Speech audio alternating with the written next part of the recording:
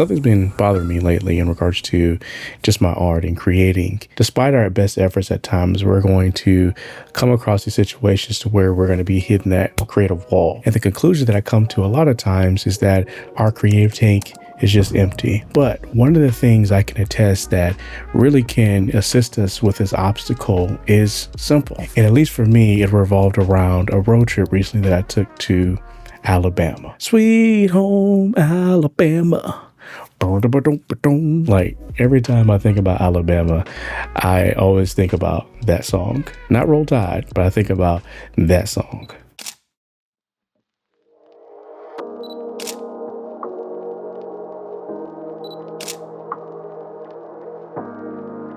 Now, the gear that I brought with me on this trip is the R6 Mark II, which I'm recording on right now.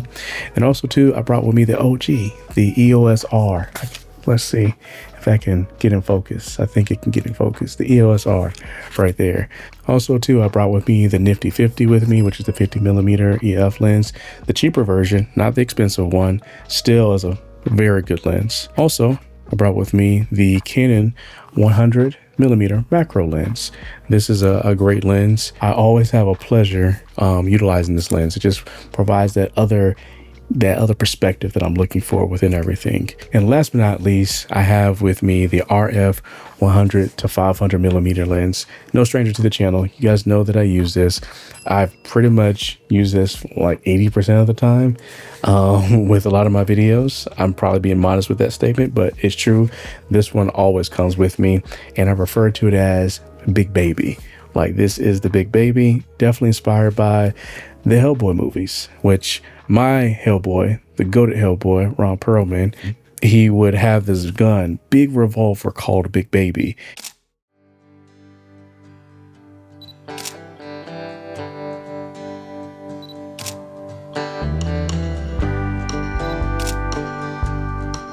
Now, on our way to Alabama, there were so many instances that I ran into that helped me to capture a viewpoint, with my photography that I felt like I was missing, to where I wanted to capture the scenery that entailed old and new structures that really associated itself with the country's vastness.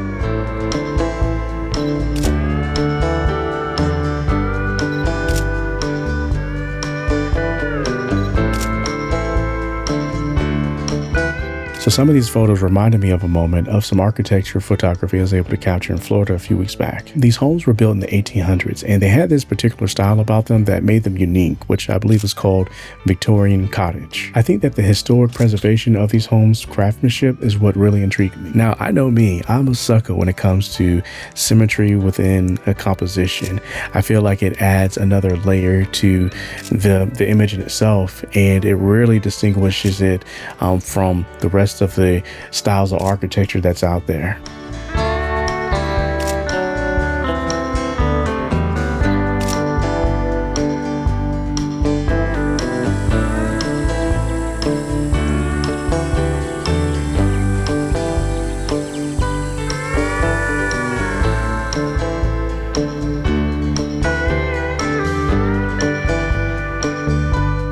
Now, I would be remiss if I didn't take advantage of opportunities of capturing wildlife while I was in Alabama. I think I'm just forewarning you, you're going to see probably a lot of footage revolving around Canada geese. The reason for that is that they were front and center behind my in-laws' house. Like, they were constantly there to where you can kind of experience everything about them, their interactions with one another, the chaos that they cause each other, just everything. And I thought that was pretty cool to be able to capture that because, I felt that they were the star of the show, essentially. And the other, wildlife was just, I guess, the side characters within everything.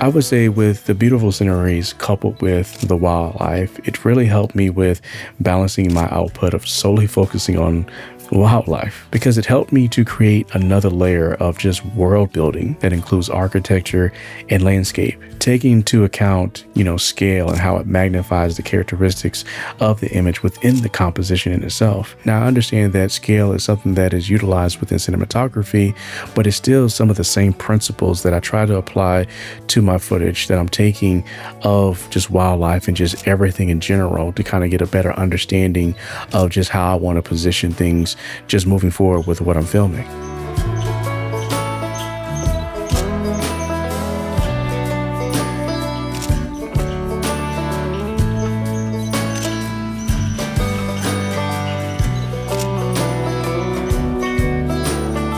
And I think that's what I found was the cause of me hitting this creative wall.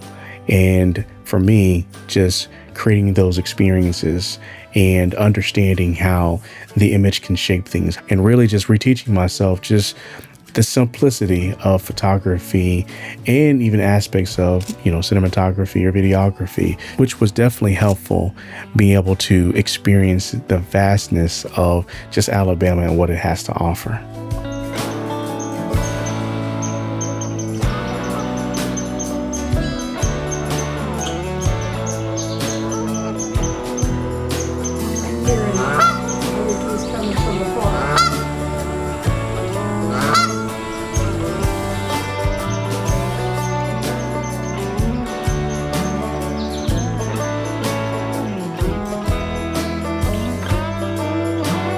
At least for me, in the age of social media, I think that we put a lot of pressure on ourselves to be great at what we do. And sometimes that pressure can take the excitement out of, what we're trying to create in that moment and stuff. So I know for me, that's one of the lessons I learned from this experience, and just being conscientious of that, just moving forward within my art and how I'm going about creating things.